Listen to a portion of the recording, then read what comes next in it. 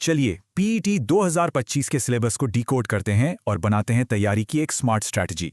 तो ये पूरा पेपर है 100 नंबर का। लेकिन ध्यान रहे, यहाँ नेगेटिव मार्किंग भी है। हर गलत जवाब पर कटेगा 1/4 नंबर। ये रहा एग्जाम का पूरा खाका। 100 सवाल, 100 नंबर और 2 घंटे। लेवल होगा एनसीईआरटी वाला। चलिए अब सिलेबस को तोड़कर देखते हैं। शुरुआत करते हैं कोर जनरल स्टडीज से। ये 7 सब्जेक्ट्स हैं तैयारी की नींव और हर एक सब्जेक्ट के हैं पूरे 5 नंबर। जैसे इंडियन हिस्ट्री में सिंधु घाटी से लेकर ब्रिटिश राज तक सब कुछ कवर करना है। और ऐसा ही कुछ इंडियन इकोनॉमी में है, 1947 से लेकर 2014 के बाद के रिफॉर्म्स तक। जनरल स्टडीज के बाद अब देखते हैं लैंग्वेज और रीजनिंग स्किल्स को। पैटर्न यहां भी सेम है, सामान्य हिंदी, इंग्लिश और रीजनिंग सब 5-5 नंबर के। रीजनिंग में कोडिंग, डिकोडिंग, कैलेंडर और क्लॉक जैसे ट्रिकी टॉपिक्स मिलेंगे। तो 50 नंबर की बात हो गई। पर अब आते हैं असली गेम चेंजर सेक्शन पर।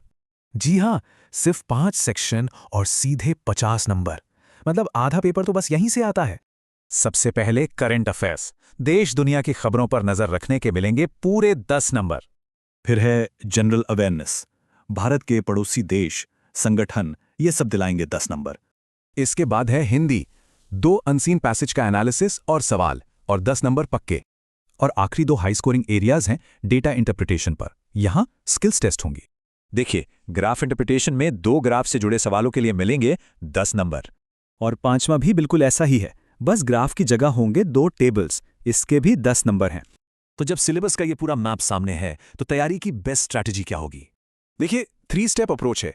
पहले नींव मजबूत करें, फिर बड़े टॉपिक्स पर फोकस करें और खूब प्रैक्टिस करें। मतलब सिर्फ 5 टॉपिक्स पर कमांड का मतलब है आधा पेपर आपकी जेब में। स्कोर बढ़ाने का यही तरीका है। सिलेबस का ये स्मार्ट ब्रेकडाउन तैयारी का नजरिया बदल सकता है। अब सवाल यह है कि फोकस कहां होगा।